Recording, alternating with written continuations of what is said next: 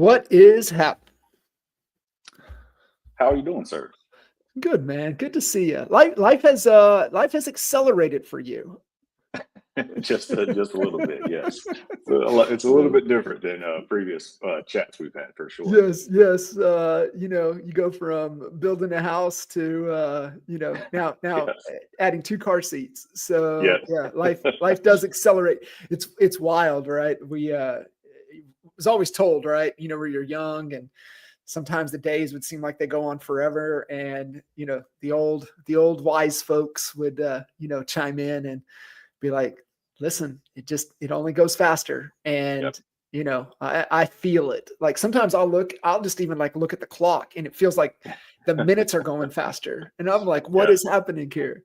yeah. So Well, the funny, look, you got to remember, I'm still in that phase right now where it feels like it's not moving, and I keep telling myself we will be out of this phase soon, right? yeah, A newborn at home, you feel like it's kind of like, man, it's been a year. No, it's been 2 months, yeah, yeah, Um, but again, it's a fun stage. You just got to go through it, the tough to get yeah. to the fun, exciting ones. So Yeah, I missed a lot just because my youngest one, I think I was 25, 26, 27 when I had the 2 under 2 as yeah, well.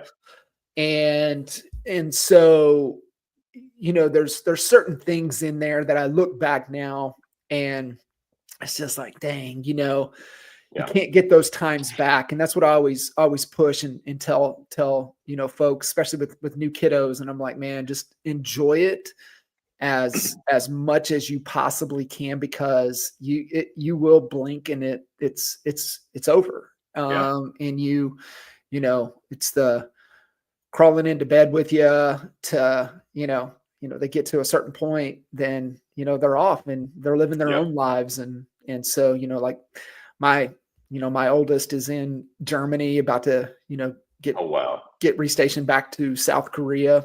I talk to him once or twice a month. yeah, And so, it's just when they get to that certain point. So I can't stress it enough to, slow down and enjoy it as much as you can. yeah. Well, I mean, that's something we've prided ourselves on doing that, right? And I'm sure we'll get into it with some of the things we've, of course, adjusted and changed in the business side of things to make sure that because I saw a lot of other people very similar to you as wasn't I don't say wasn't there as much, but that was one thing I didn't want to Mhm. have that. I wanted to make sure I was present. I want to be able to kind of just enjoy those moments because it does go by quick. And you see, Mhm. I'm an observer of other people around me, and you're like, man, let me be a little bit different Mhm. and be present and enjoy those early stages of life. Yeah. Yeah, Yeah, it is. And I mean, that's the whole, wisdom side of things too, right? Is just yeah, being able to observe and yeah, either follow the path or course correct from that path.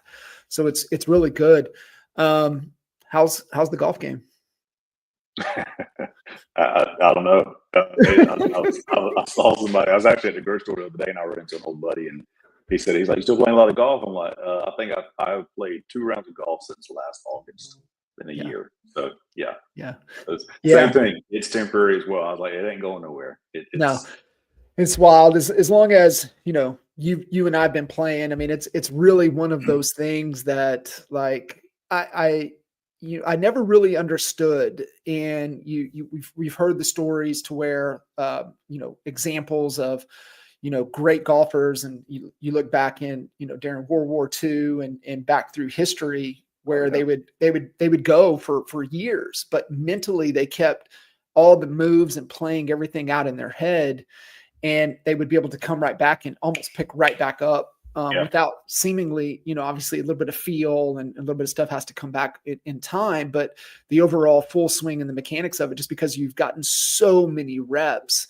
yeah, For you thinking about that, because I love this conversation when it comes to visualization, because us growing up playing golf, that was kind of the first thing, right? It's like, Jack Nicklaus and then obviously Tiger the same way, is like you never hit a shot until you can see it in your mind. yeah, And I think for me, and I'd love to hear your take on it. So for me, first picking up a club when I was 7, and like being taught that, right? Pick your line, pick your target, set your feet, set your target, but see it in your mind. So I didn't know any different. So that was everything that I always did, even going through school, being able to go into jobs, especially like early on was like working construction, doing construction. Like I could see like the finished product come to Yeah. life. So like for you, how has that played a role in, for you with obviously with the golf side of things, but also carrying it over into the business? Yeah, I mean, I think it goes back to the visionary role of things, and I agree with you because it's funny, bringing golf into it real quick was again, haven't played a whole lot, but played for the first time in a little charity tournament with some buddies, and it was one of those things where like, guys, I ain't touched a club in 9 months. It's gonna be ugly, right? And then when we got done, it was like, man, I feel like I've played 5 days a week for the last year. Like it was Yeah. still, to step back into it where, it wasn't pretty, but at the same time, you're right. Where I was sick, it's just muscle memory of being able to do it. Well, I have done it so many times.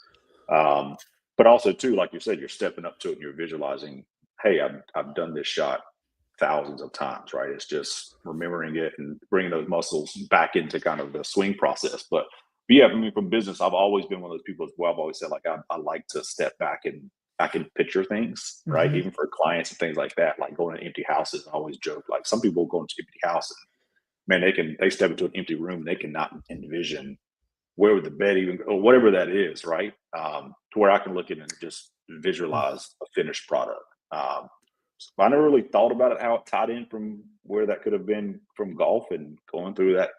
I'll say training and coaching growing up, but I've always been that way as well, where I've been able to envision the, 2, 3, 4 steps ahead. And I think that's Yeah. helped me a lot on a lot of Mhm. things as well. Yeah, Jenny, 100%. Jenny, wife would say that I'm always thinking, you just slow down and be in the moment for a second. I'm like, well, that's just the way my brain works. I'm always 3 or 4 steps thinking Yeah. what's next, or whatever Yeah. that is. Yeah, even, on the golf side of things is we try to be as present with the shot, but we're thinking about, where the pin location is, where we need to come off the tee Yeah. to but give us our the highest probability to put the ball in the best position. And Positioning. and I remember having a coach early on that we was I mean, that's how he broke down par fives for us too, right? It's like, listen, like you got to gain every par five, you have to gain a shot. And so you got to set up your tee shot to set up your second shot to ensure that you're putting yourself in the best probability to pick up that four, worst case five. But to your point, right? It's strategically thinking a couple shots ahead, and you know bringing that back into the business side of things as well is being able to see that and navigate, especially as we navigate through seasons Yeah. of the business. And one heck of an interesting season we're all in right now.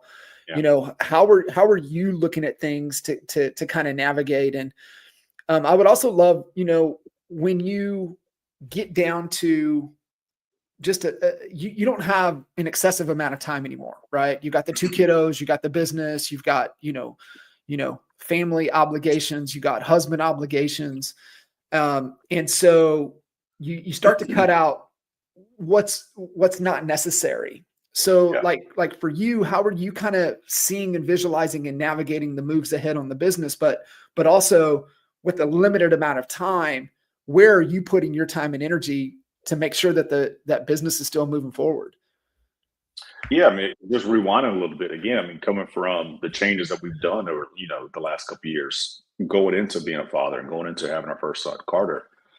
Going from running a team, running the business, independent firm and things like that, and then just again, it's funny. I've never really thought about this until you just went through that last little piece, but that was what we sort of when I say me and Jenny, we kind of sat down and said, hey, what does now that we're right before we had Carter, and once we had Carter, it was like, what do we ideally want our next 2 years, 3 years, 4 years, 5 years to look like, right? Yeah. We had different visions of each other, things like that. And of course, my brain is all over the place at the time of, man, how can I manage all of what I have right now, but also going back to being present, being the father and the husband I know I want to be over the next, future, basically going forward. And I think we really stepped back and we've dissected what does our day-to-day life look like? What are the hours we have available? What's necessary, what's not necessary, And we made that shift to, once a couple months after having Carter, we made this decision to, hey, I'm gonna step back from running a team. And we had the conversation with individual agents and just said, look, we're gonna pull back. And most of the team went elsewhere, through guidance and things like that. But it was a smart move because it allowed me to step back into, hey, Bryan's business, coming back into being a solo agent, if you want to call it. Still a CEO of my own personal business, but Sure. I'm also very present at home, from the morning routines to the evening routines and things like that. I wanted to be there to be able to help to where it's not all on Jenny. And it's transitioned to that. And I think it's one of those things where we envisioned it that way, if it was going to work out, but here we are. And it was scary when we made those changes, but it's one of those things that I think it was by far the best decision we made. Talk me through, because I think this is an important get for a lot of folks. And how do you kind of go about navigating? Because how many agents did you guys have before kind of stepping back into just you? Total, including myself and Jenny and staff, we had 9. Okay, so talk me through how you go about making that and unpacking that and disassembling it the right way. Like Yeah. kind of how you went through that whole process. Cause I think this is really important for people to understand that, because most never think that, man, the best move is to unravel all of this. Yeah. And so kind of talk us through that. I think this is, it's really interesting. Yeah, and it's one of those things too. I mean, as time's going on, I've always questioned, and I'm always just who I am. But I've questioned, did I do it the right way? Did I make the right decision? And things like that. Even though I knew, looking at my life today, I know I did, right? But it was like, could I have done it different? So when you say like how it unraveled, and I feel like it happened for the people that were involved, I'm sure they feel like it happened like that. But Mhm. I think it was one of those internally things from myself and Jenny that we had been, on our thought process for months leading up to it, as far as like, man, do we want to continue? Are we gonna be able to continue doing this? Right. And then I think once, the moment you hold your first son and you go through that process and you get them home and you're doing all those things. And then I always tell people like the first month of being home, I really stepped out of the business. And that was playing, and the team knew that for those things. But once I stepped back in, it was like, man, it was just that feeling like I can't do this. I can't continue to be at the level I want to be at while also being this next person I want to become. Mhm. So again, I think I had that conversation with people, and I think the agents and the people involved, they understood it. I Mhm. still question if it was presented the right way for myself. Sure. But at the same time, it was one of those things where it was a decision that had to be made in the moment. Um, and it did. And I think I just got, it was a phone call that I had individually and, in person, stuff like that with the individual agents. And I don't know. Like you said, I don't think unpacking it.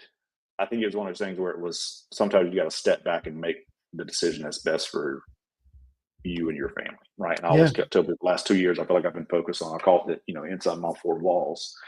Priority number one, where in the past it was always, hey, let's build the team, let's get to here, let's focus on their success and things like that. And then it starts impacting inside your 4 walls and everything like that. So No, I if love that it. makes sense. Yeah. And, my thought as you're kind of talking through there, I mean, how much of it did you like, man, this feels right? Or was it just a lot of, man, I just got to have, I got to have faith in this process? It was both. I mean, to be honest with you, it really was. It was both. I mean, I remember moments early on, because again, I mean, we're in the when we made this decision, we're literally in the dead heats of the first couple of months of having our first boy, right? So it's like Yeah. you're going through that.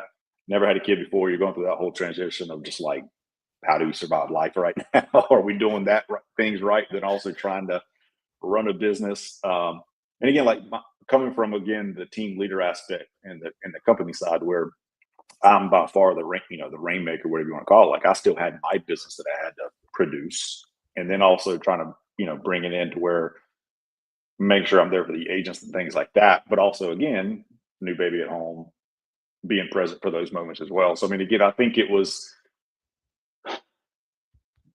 I think it was, I had moments in the beginning where it was like, is this the right decision? But I knew that it was, right? My Mhm. gut told me that it was. And I told people, like, I remember once I had all of the conversations and I met with people, it was one of those things where it was just like, they call it the weight off your shoulder type thing. It was like, man, all right, I did it. I feel better. It was a tough going into the whole situation. Once we had made the decision, this is what we're going to do. I dreaded having those conversations Sure. just because I didn't know how it was going to go. But once it was done, it was one of those things like, all right, cool. Right. I made the decision. We've had these conversations. Let's go. Right. Let's move Mhm. on. And then from that moment it was on, again, my brain internally was, all right, we're in this season of life right now. What's the next couple of moves look like? What's the next, Mhm. again, 2 years, 5 years, 10 years look like? And I took some time to where that first year of, I mean, I stood back a lot, right? But it's also, talking about the real estate world and the economy. I also made those changes going into what I didn't know was a very tough real estate Yeah. market in the world. But it worked out, right? I was still able to maintain my business from a production level and profitability and things like that. Um, and it just, again, it was piecing together. It's like, what is Brian's next move of going back to being a solo agent? Piecing those next moves as far as, what systems do I need? What is my, am I going to have people around me in the future? What do those things look like? Yeah. So, when you guys sit back and make this decision, I mean, how long are you giving yourself some grace before you maybe, step back in and reevaluate kind of the next move? Yeah, I mean, where I'm at right now, I think we've already had that.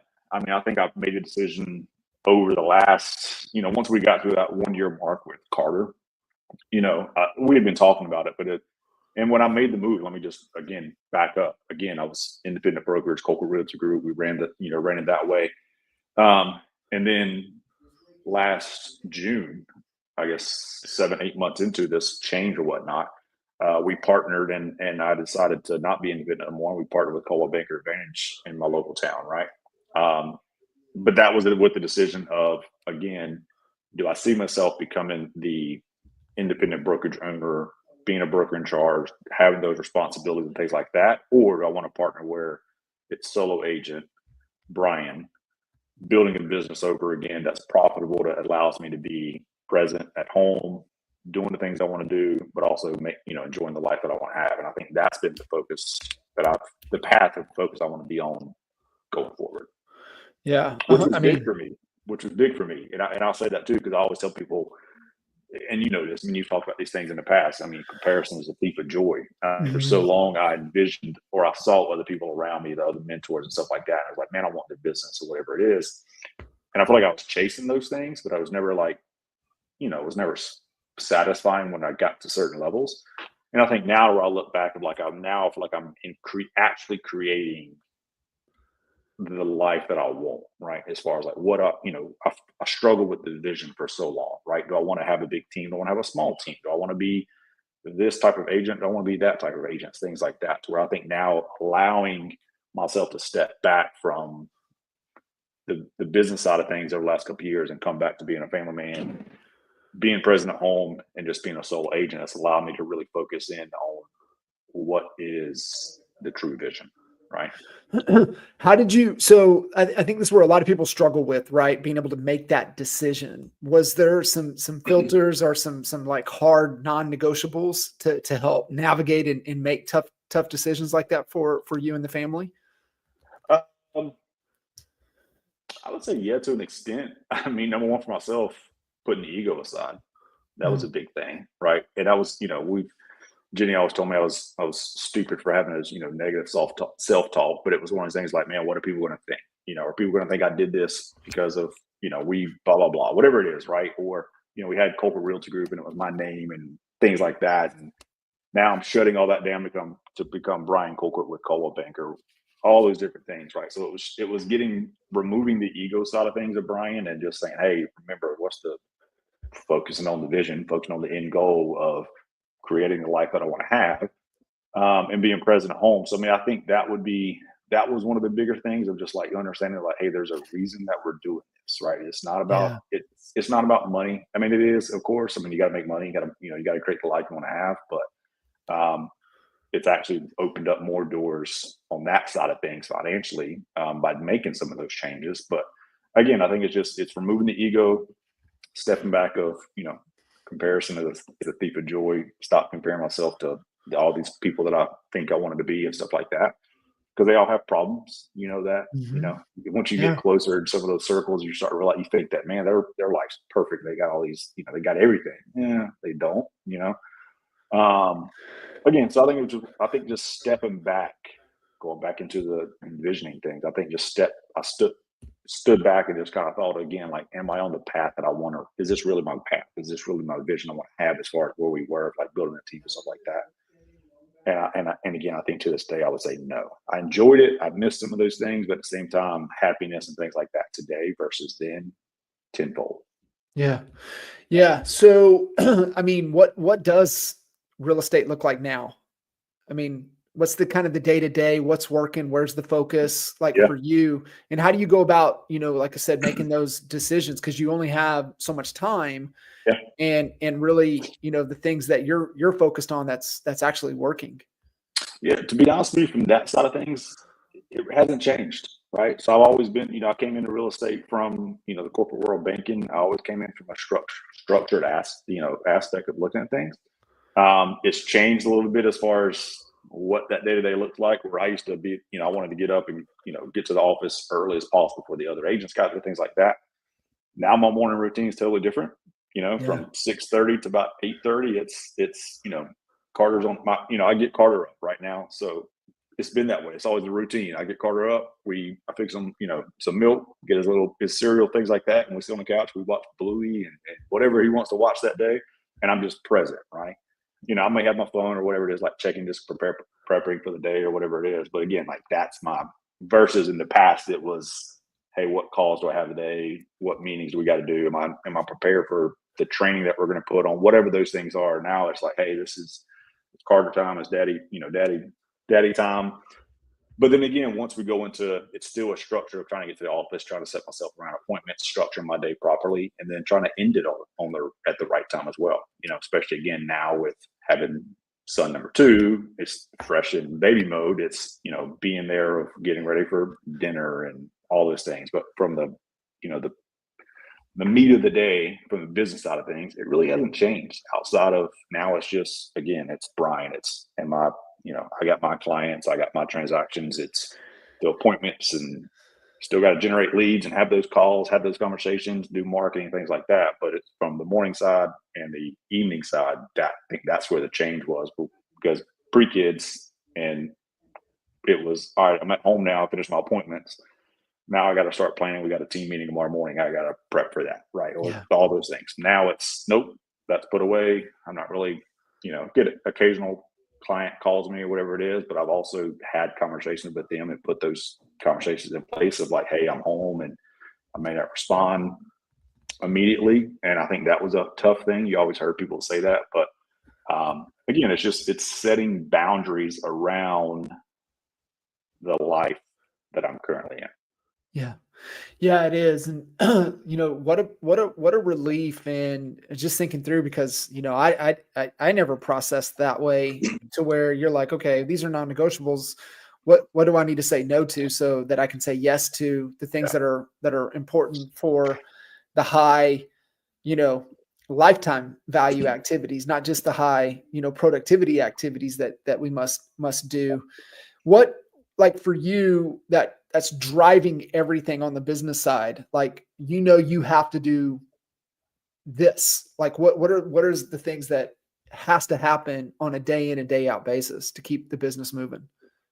It's conversations. Still got to talk to people. I can't sit back and wait for the phone to ring. It's still, and again, I think that's what I mean is it hasn't changed from the creating business and managing the business side of things. It's because I still managed my own business when I had the team.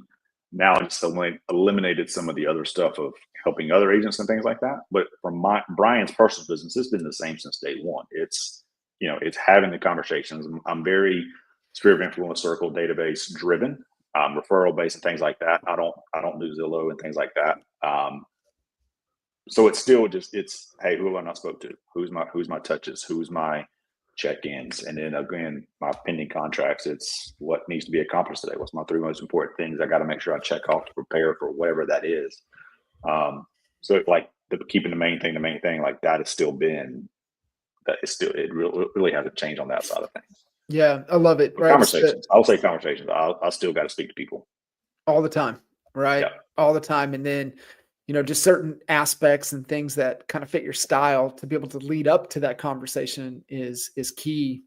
Yeah. And, trying, we were just talking client right before this, right? And just little nuanced things to be able to connect with people, to always, fine tuning that piece that can actually connect with people, that's going to be able to lead to a conversation, I think is so freaking Yeah. so key right now.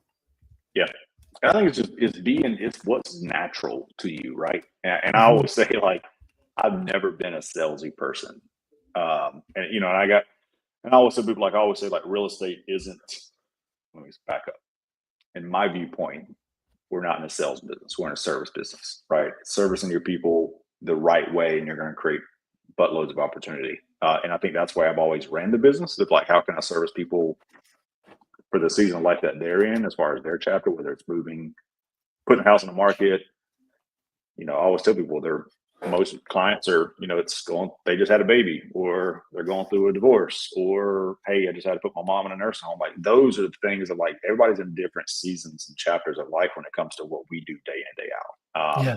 And I think, again, it's like understanding that it's touching to where, like, hey, I could have a conversation 10 minutes ago with one client that is happy because they just had their first baby and they want to get a new home and blah, blah, blah. And then the very next phone call is, yeah, I got to deal with the person who just lost their husband, right? It's like, it's very emotional. And I think you've got to learn how to connect with that.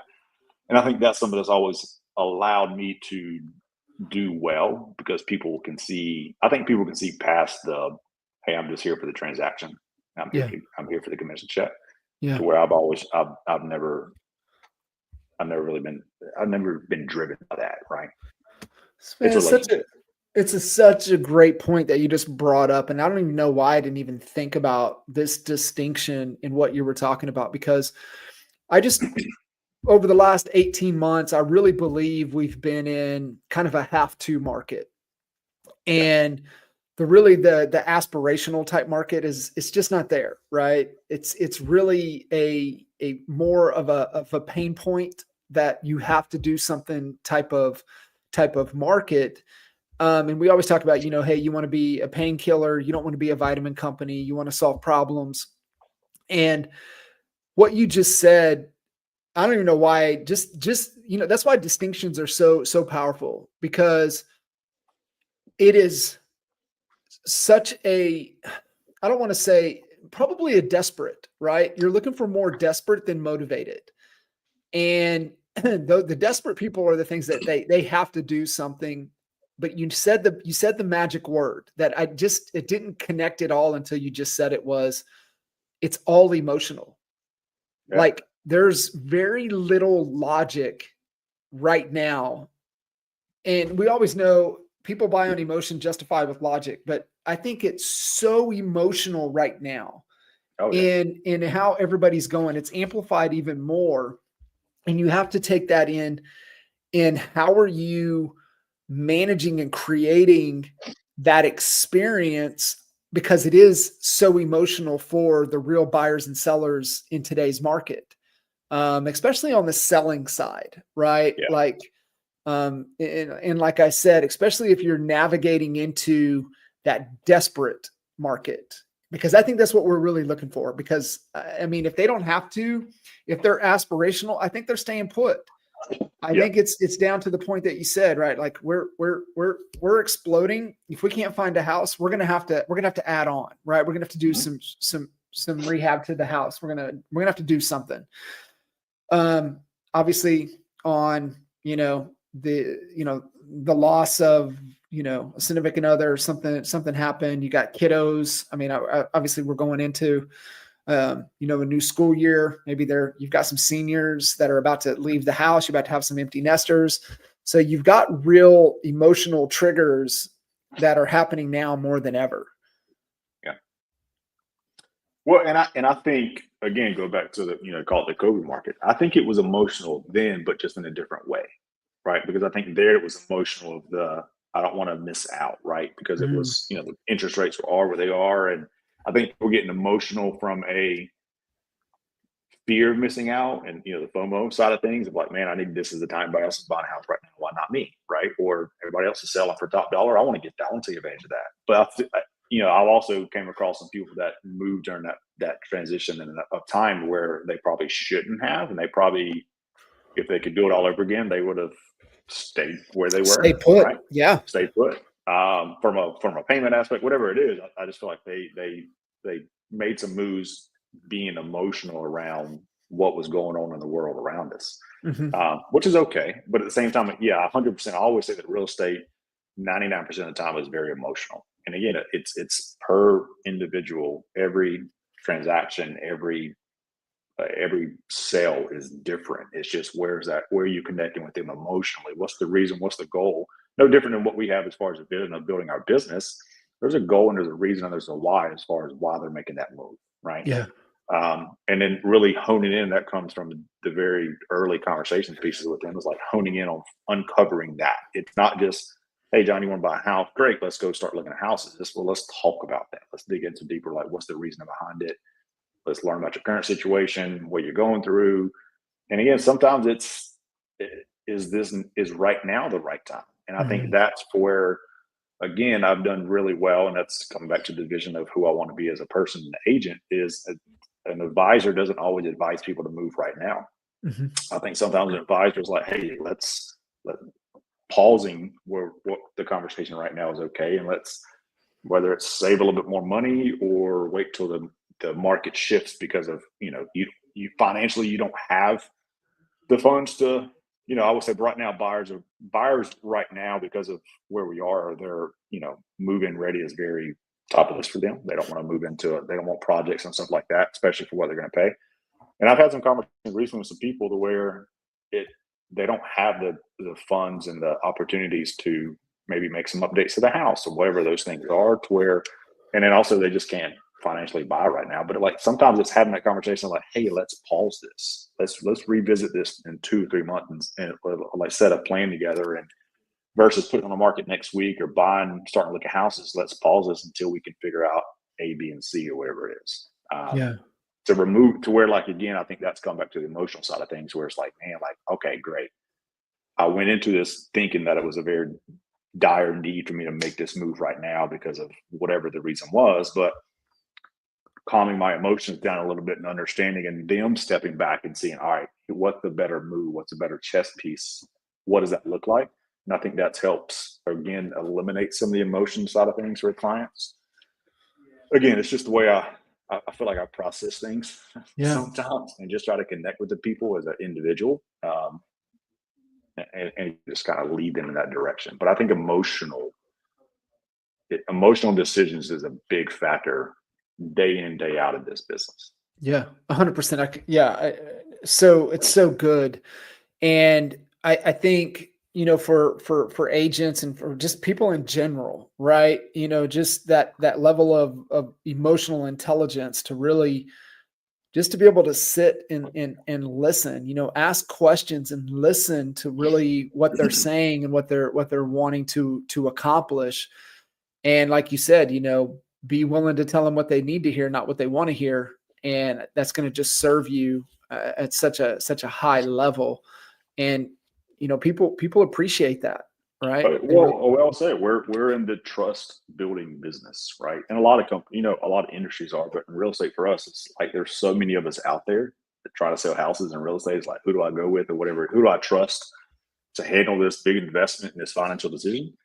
And I think the people that go about it, I don't want to say wrong because I understand there's different business philosophies and ways to, but again, like me personally, I've never been, it just comes off unnatural if I'm going into that conversation, like kind of pushing to the side that, hey, man, you got to put your mom in a nursing home, right?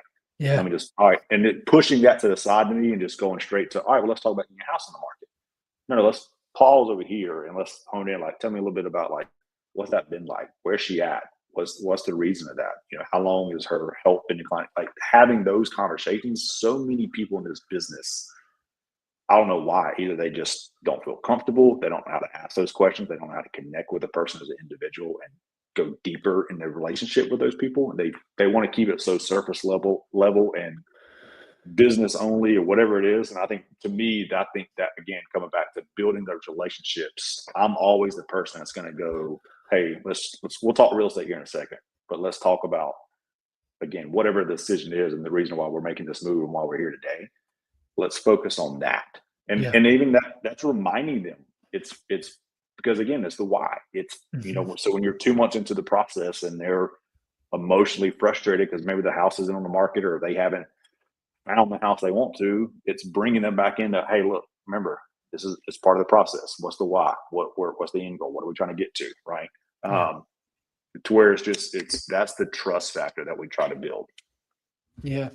That's so good, right? And that just is, to me, trust is just transparency, authenticity, being Yeah. a genuine, caring human being, times time, right? Mhm. It takes time to really build that trust in the marketplace, especially when it's so freaking noisy. Yeah. When everybody's most agents need to sell a house more than the buyer or seller needs to Yeah. either sell or buy, and that desperation definitely can come across, and it's icky and gross. And so really just genuinely caring about you know another human being, and getting clear on what is the situation, what are they trying to accomplish, and then determining, is that somebody that you can help or not. Yeah. I think is really, really important. Yeah. I agree. Big time. So for you, kind of where you're at stage, I mean, what are you excited about moving into this last part of the year? Oh, business wise, I mean, just continuing on the growth and I'll say the rebuilding of my business. Yeah. I think I've been. It was funny. It was funny. We laughed about we went through all the transitions. We had Carter, did all those changes we already talked about, and it's like, all right, great, we're getting our feet settled. Business, I'm right there, and then bam, all right, pregnant again, right? Yeah. So they're just like, all right, well, let's transition, let's back up a little bit again, let's start over. But again, it's allowed me to dig deeper and evaluate Yeah. even more that vision.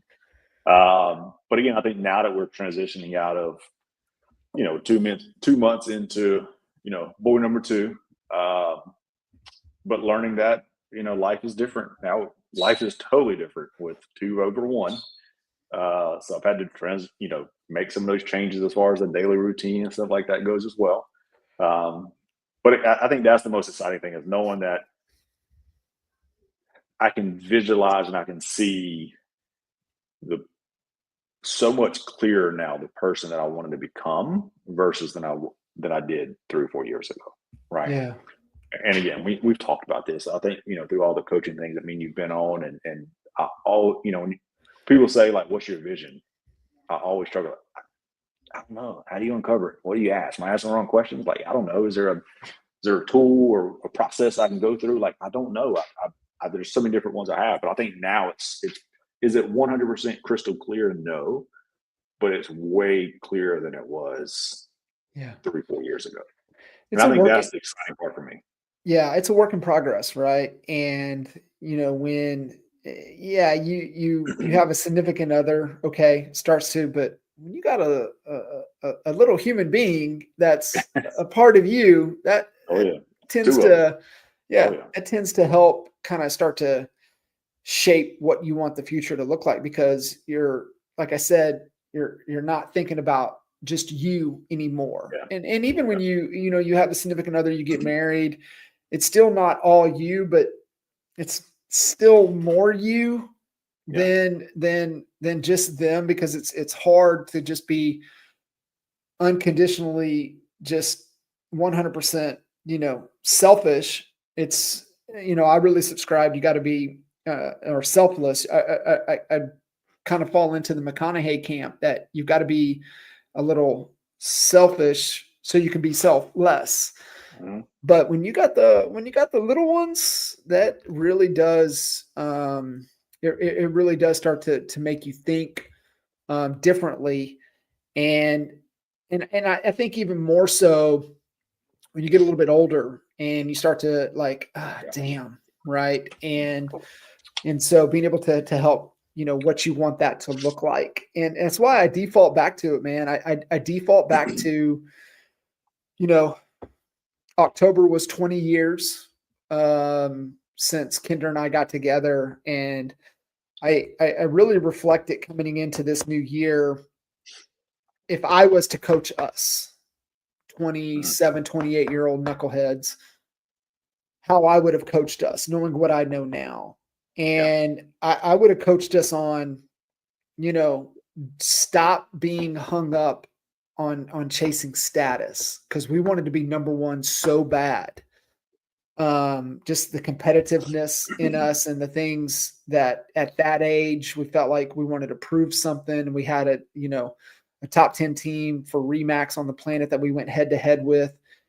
And so what I would have pushed back on us would have been, listen, there's layers, right? And of course you have survival, then you have status, but get your butts out of status and get to freedom. What does freedom really look like? And what would we be sitting here?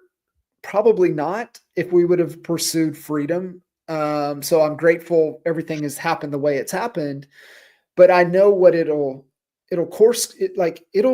set you back decades if you're not chasing the right objective, if you're not chasing the right destination. And the destination has to be freedom. Obviously there's another level above that, which is legacy, but you've got to get to freedom. And my definition is perfect day, right? Are you moving closer to living your perfect day? Who you're waking up with, the conversations you're having, the lunch, the work you're doing, who you're helping, like you said, that morning, that evening, those rituals. And then are we creating revenue streams to where we're not trading time for dollars? Because it's the combination of the amount of income needed to live the life you want, which is the perfect day scenario. So I think it's a combination of those things, and that's where I would have coached us. And not chasing things to chase things, or because that's how you want to emulate somebody else that you think, right, he has it all together. But as we know, nobody has it all together. So I think it's just a combination of those things, man. And kind of where you're at in the season, kudos to you for, not trying to muscle through because of ego, and really recalibrating and having the tough conversation of like, what is the goal? Like, what is the real goal that we're wanting to accomplish? And then what are all the ways to get there that we're not willing, what are the hard no's that we're not willing to exchange? Yeah. And again, I mean, you mentioned the past, I mean, it's the 1,000-foot view, right? It's going back to the relationship side of things. It's, the comparison thief of joy side of things. It's once I've built these relationships with some people, and I still love them to death, right? And I still, but you start uncovering, you're like, man, this is where I want to be. And you start realizing like they're not where they want to be. They're still chasing things, and they're still trying to uncover, is this really what they want to do, and things like that. But for me, it's right. It was stepping back and saying that like, this can't be the next 10 years. This can't be the next 20 years. This can't be what I'm chasing, running the rabbit wheel of just life, right? Yeah. You've got to step back and just say, all right, what and who am I doing this for? And for me, again, I think the comparison side of things and the status, to where I was the same thing. I wanted to be known of like, hey, we're building this brand or whatever it is. And all of it at the end of the day doesn't matter.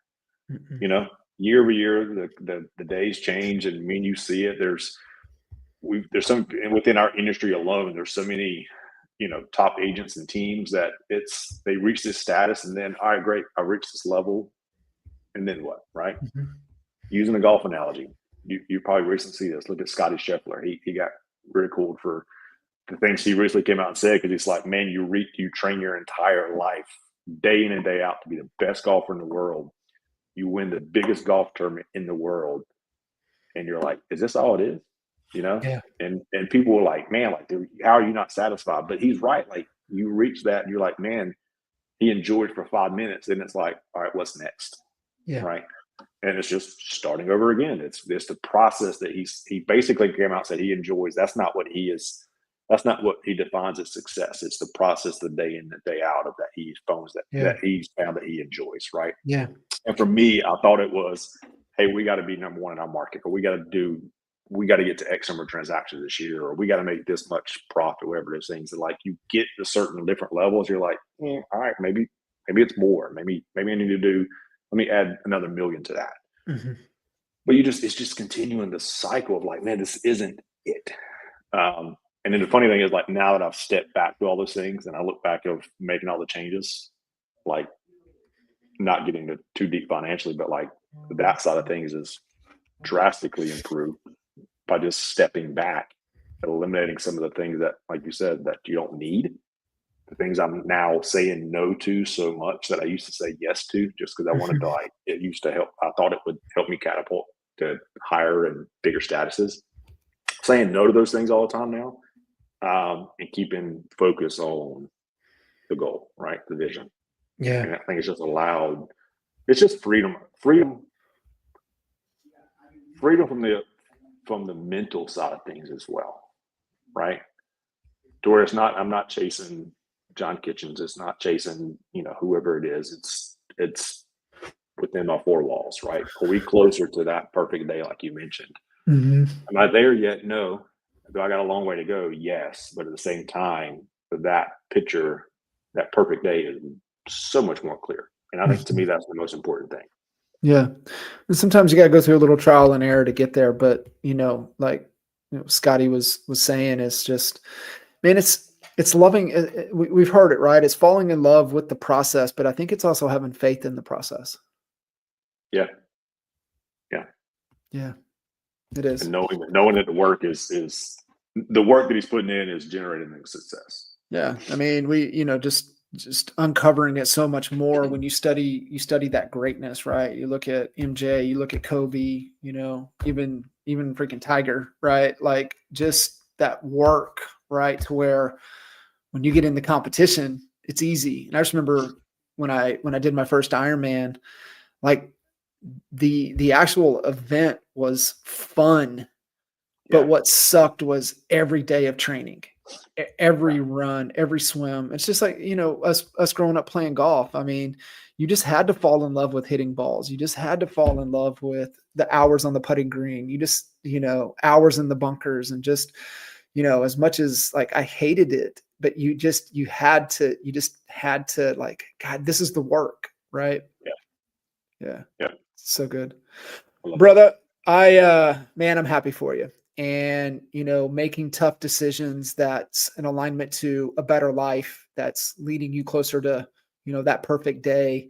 Most people won't, feel like they're taking a couple steps back to be able to take those 10 steps forward, but it is, always the right move. And I mean, I've experienced it, I've seen it. And so kudos to you for being able to letting the ego aside, right? It's the whole outcome over ego. It's about getting to right instead of being right. And well, it's easy in concept, but it's such hard and, in practice to be able to do. So kudos to you, man. Thank you. I appreciate it. Thank you. You got it, brother. Well, appreciate it. You guys listening in, connect with Bryan, give him some love, and man, let's figure out how we can get our butts back out on the golf course pretty soon. Yeah, I keep telling people I'm working on my handicap, man. I need shots next time we play. Yes. I hear you. All right. Awesome. All right. Thanks, brother. Thanks, guys. See you. Bye.